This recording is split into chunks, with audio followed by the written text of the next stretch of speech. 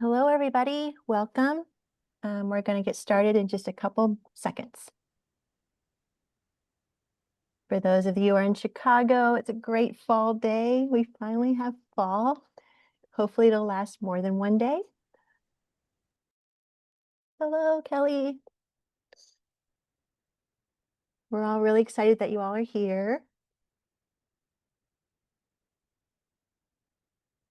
Okay, wonderful. Hello, everybody. Just a couple more seconds, then we'll jump in. Okay, let's go ahead. We're at 1 minute after. We got a lot to cover. Cameron and I are super excited that you're here. So let me give you a lay of the land. So first, foremost, hello everybody and welcome to our October Sandstorm webinar from SEO to AEO, Optimize Your Website for Search and AI. The goal of this webinar is to help you understand how AI is changing search and give you 5 actionable tips to make your content visible to both human and AI. During the webinar, please submit any questions into the Q&A channel. We will try to address those at the end of the webinar today. For general comments, share those in the chat channel. To make this presentation more accessible, the session will have audio captions and will be recorded. And next week, we'll provide a human-corrected transcript with a link to the recording. At the end of our webinar today, we will be sharing out this deck, so you don't have to wait till next week to get all these good tips. Okay, so without further ado, let's get started with From SEO to AEO, Optimize Your Website for Search and AI. My name is Jana Feaster, and I am one of the presenters. I am the Vice President of UX and Creative at Sandstorm, and my pronouns are she, her. And my name is Cameron Panisi. I'm a digital strategist here at Sandstorm Design. That means I am an AI and analytics nerd. And my pronouns are he, him. Very excited to talk through everything today. Wonderful. Let me tell you a little bit about Sandstorm for some of you that may not know us. We are an accessibility certified creative tech agency located or headquartered in Chicago. We've been around for over 25 years, and over that time, we've had the opportunity to work with purpose-driven brands across many industries, including higher ed, associations, global nonprofits, and healthcare. Sandstormers believe in certifications. We have a lot of tech certifications in AWS Cloud, Pantheon, Acquia. We also are certified in CPAC for accessibility, DEIB, as well as a woman-owned business. We have an interdisciplinary team of UX, UI, AI, strategy, technology, and analytics. And AI runs all through that, much like our UX practice. Speaking of UX practice, we started it back in 2006 with a PhD in human factors. So we were doing UX. We like to say we were doing UX before it was cool. So that's a little bit about Sandstorm. So let's jump into the webinar and start grounding ourselves with a data point. Cam? Thank you. So brands, we're all feeling this. That's why we're here today. So many brands are experiencing up to a 60% decrease in website clicks. And this is due to consumers shifting to AI search. No longer do they accept the long list of links and links and links. They want to have those summaries, and they want to have that information quick and easy. And then they'll move over to a link if they find that they're interested in the content. And why is that? Our next stat, please. It's because 80% of consumers are now relying on that AI-generated result. And they're using that for at least 40% of their searches. So a few months ago, we were all like, oh, those AI search results are so bad. They're not right, so they're not relevant. Well, now that's changing, and people are relying on that for 40% of their searches. And we're expecting that number, 40%, to continue to go up. So what does this mean for us? Well, we as marketers or practitioners, we need to be found by AI so that we can be served up in AI-generated content. We need AI to find our content, understand it, and share it so that people can find us in those AI summaries. And so I'm going to let Cam tell us how we're going to do that. Excellent. Yeah, so what is the solution? It's simple and powerful. Build for AI and humans. We can't abandon traditional SEO practices, but we need to understand how to evolve them to tackle the emerging tech of today. We need to optimize for how AI systems read, understand, and process our content while still keeping the human experience at the center of everything we do. So this brings us to AEO. This is going to be a term you're hearing more and more often in the coming months, weeks, years. It stands for Answer Engine Optimization. And to break down what that means, AEO makes your content more relevant and visible to AI-driven platforms. Second, it builds off of and moves beyond traditional SEO. You're not throwing away what works, you're just enhancing it. AEO aligns your content with how large language models actually understand and process information, and it focuses on clear, straightforward, well-organized, and natural language that AI can easily interpret. The key here is understanding that AI systems are looking for structured, context-rich, that's a key word there that we're going to be using throughout this presentation, context-rich content that directly answers questions. If your content is vague, buried in jargon, or poorly organized, AI will skip right over it. So let's get practical. We're going to walk through 5 actionable steps that you can implement today. These aren't theoretical concepts. These are tactics that our team, as well as others, have tested and are proven to work. And the best part is that you don't need a complete website overhaul to get started. These are changes you could make today. So to start with step number 1, we are focusing on writing context-rich summaries for your long-form content. That's exactly how it sounds. A short summary at the top of your content that explains and provides that context, not only for AI, but also human readers to understand the content they're about to consume. So the goal is to control the context that you're feeding AI by adding this short summary or key takeaway at the very top of your content. This does 2 things. It helps AI systems quickly understand what your page is about, and it helps human readers. Oftentimes, what's good for the bot is good for the person, and vice versa.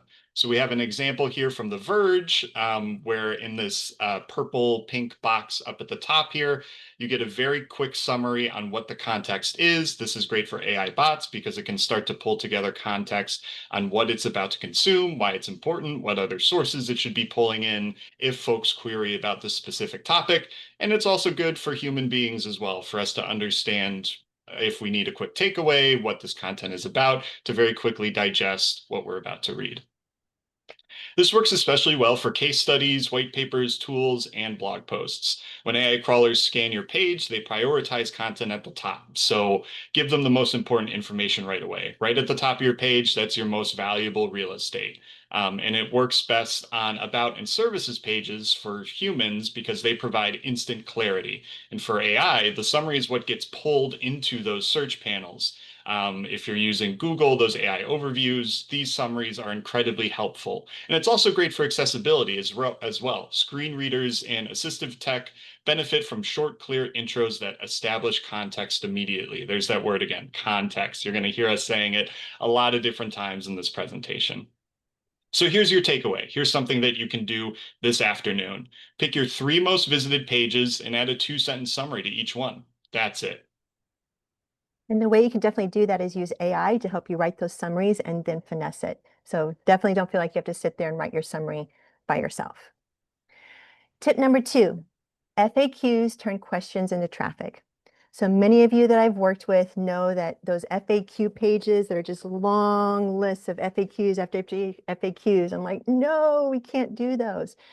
Well, I'm changing my tune as long as those FAQs are used within context. So again, as Cameron said, that context idea. FAQs are an easy, structured pattern that we're all familiar with, question and answer. It was also how AI was trained, question and answer. So why not use that to our advantage for us to write the content, use a pattern that's familiar for AI as well as humans so that they can understand the content. Also with those FAQs, we can control the conversation. We can tell AI what this means so then AI doesn't try to answer it ourselves and then do something incorrect. So let's go ahead and dive in and look at some inspiration for this. So at Sandstorm, we love to look up and out at other industries and how they're solving it. And actually, software as a service organizations have been doing this for a very, very long time. If you remember, you go to a software page, and in this example is HubSpot SEO marketing software. You have your H1, you have your body content, maybe some testimonials, some data points, all that valuable content, related resources. Then at the bottom, there's FAQs. So within context, these are the FAQs that relate to SEO marketing software, the things that we know people ask. So that has relevancy, it has context, and it's really easy for both AI and humans to understand. Software as a service isn't the only industry that's doing this. So next slide, please. It's also higher ed. I'm in knee deep in looking at colleges with my oldest child right now, spending way too much on higher ed, but also they're one of the verticals I love to work on. So this one from University of Wisconsin for the International Student Program follows the same pattern. They have their content at the top, followed by the FAQs. So again, within context, they're giving the right information, answering the questions for the user as well as AI, so then it can be served up in those summaries. So as you're moving forward and looking at these pages that we're going to be adding FAQs to, alluding to our task, make sure you also take a nice opportunity, a twofer, if you will, that we love to use at Sandstorm, a good twofer. Make sure your content is scannable. Look at your structure. Look at the H1s. Make sure that there's enough headings in there, bulleted lists, so that the content is easy to digest for AI and for humans. So let's move on to our assignment. So what we want you to do is, I guess assignment, let's say a tip. Use your analytics to find those highly visited pages, and then add 3 to 5 FAQs at the bottom of the page. Now, in our examples that we showed, they all had the accordions, and you may not have that pattern in your current web design options. So it can also just go in the body content and your WYSIWYG. Just use like maybe an H3 or an H4 for your question, and then followed by the answer. So you don't need to have those fancy accordions. You can still use your body content. Let's move on to the next task. Step number 3. Again, keep talking about FAQs. So build your content authority by expanding your FAQs. Why not take those FAQs and repurpose them into blog posts? You already know the content is relevant. You also know that AI and humans want that content to understand everything about you and your organization. And it's really easy to use it from an ideation perspective. Whenever you have those holes in your content calendar, look at those FAQs and potentially build a blog post. You could start with one FAQ and make that a short form blog post, or you can look at ones that are related and make a longer form blog post. One other thing you can think about for those of you that have a chatbot on your site today, look at those questions that are being asked of chat. Maybe those can become FAQs and then become a blog post.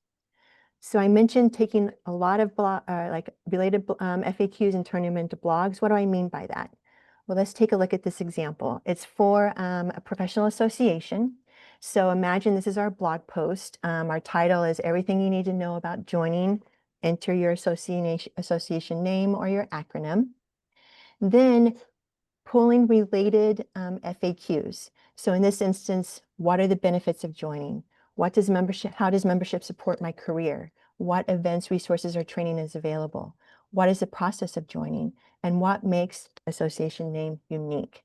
So these are really wonderful related FAQs that have beautiful context and also are really rich for that long form blog post, but it's not too much and it's not too salesy. It's genuine with what the users are asking and what they're seeking. So as you're looking at those blog posts, figuring out which ones you want to add to your content calendar, take a moment and look at refresh outdated content. This is another twofer opportunity. We want to make sure the content feels relevant and timely. So take a look at some blogs that are highly trafficked and see if any of those stats need to be updated. Go ahead and update them and then add a sentence in there saying last updated with the year. So then your users and AI know that this content is still relevant, still valuable, and something that they should be using. So our tip number 3, take one FAQ and turn it into a short blog post, or combine 3 to 5 related FAQs into a long form blog post.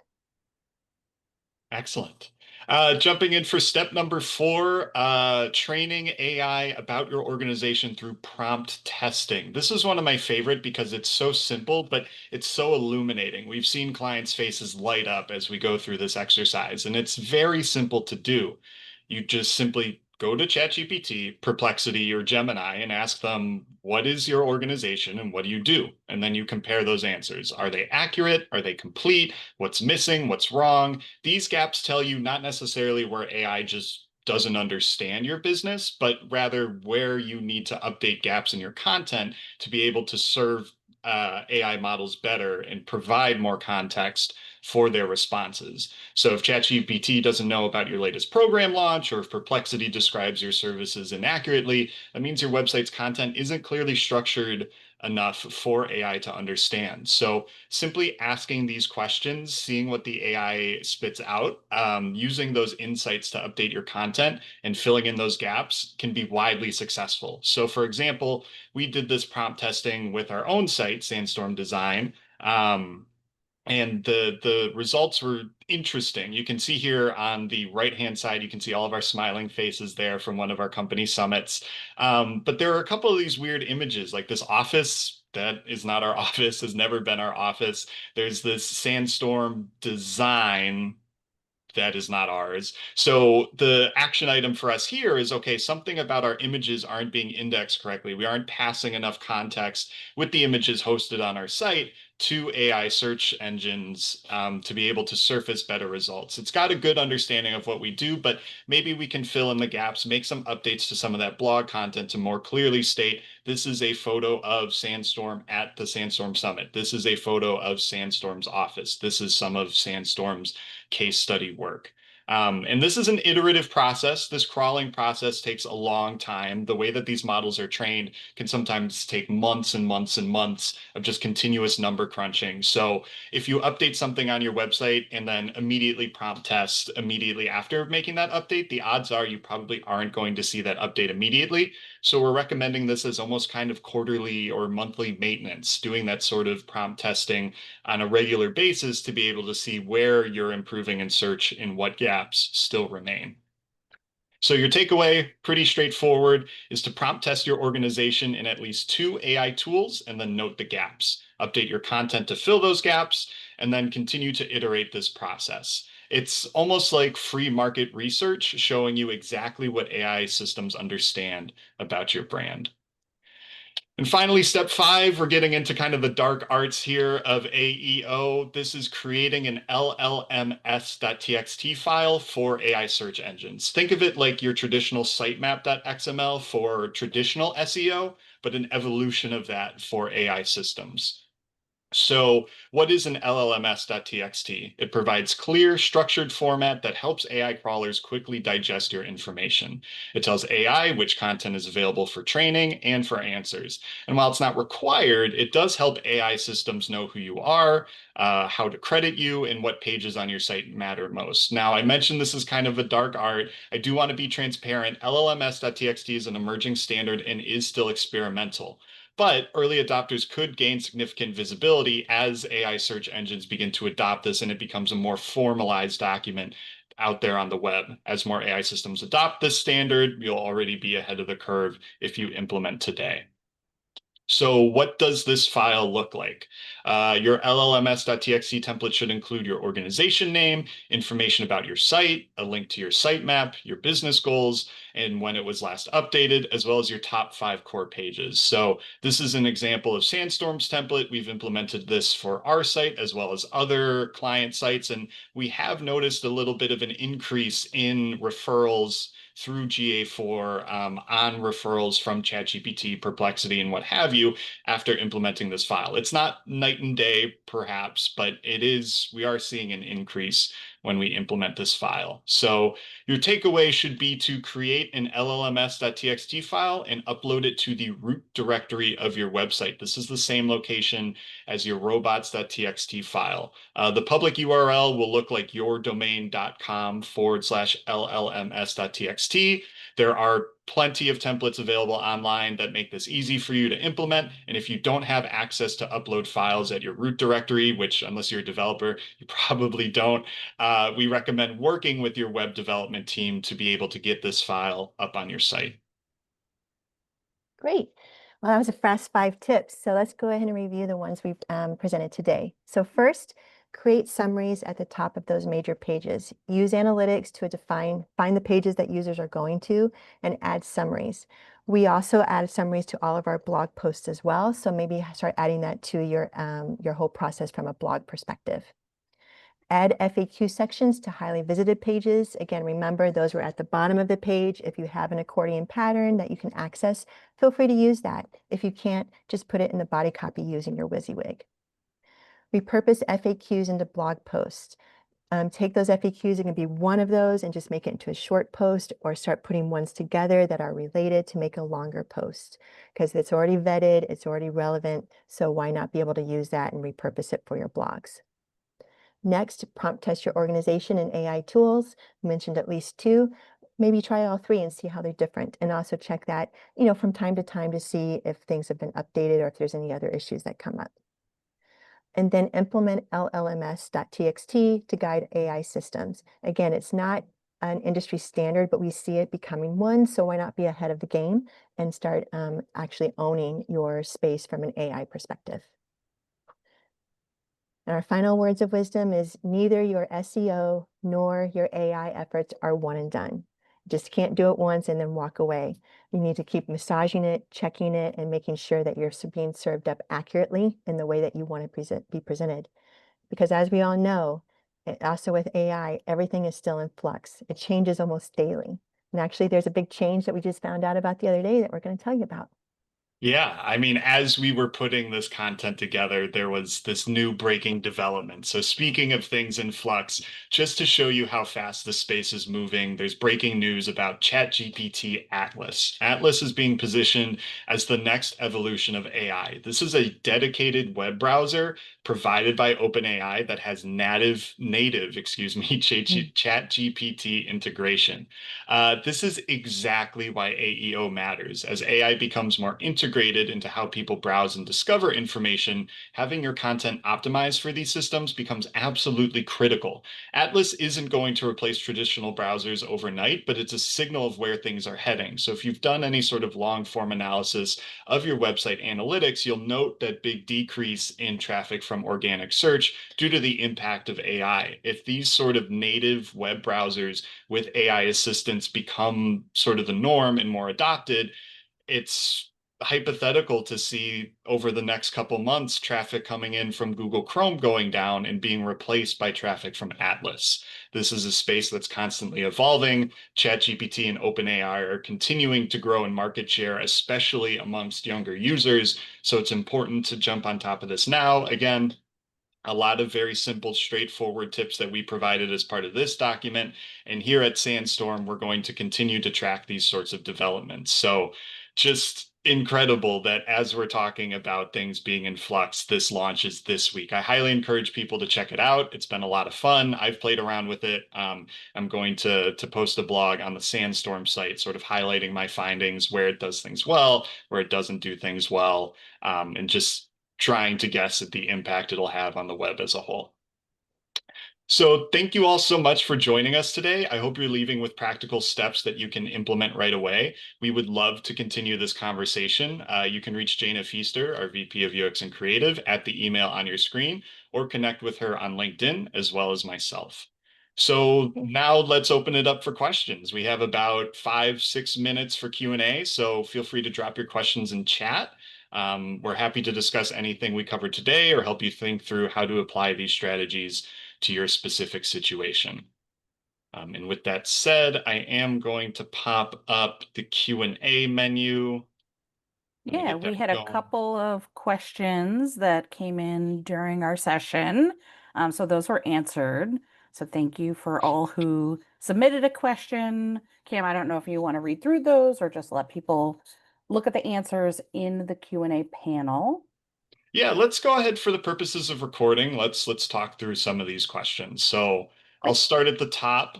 We have a question here about the AI summary, the overview. Let me jump back through our deck to give context to what we're talking through.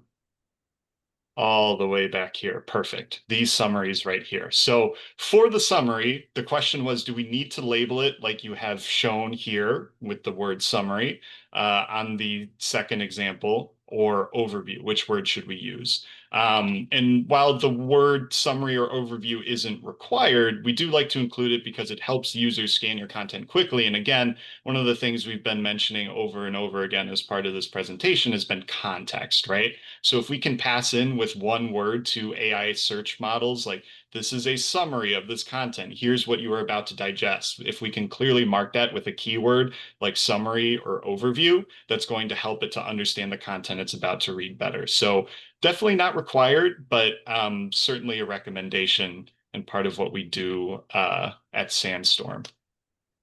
I also am seeing a question about whether AI reads content in accordions, and it does, as long as the content is present in HTML and not served dynamically via JavaScript. Basically, the way these AI crawlers work is they just right-click, save as source, your big HTML file of your website. So as long as the content is embedded in those accordions correctly and accessibly, the AI crawlers should be able to access that content.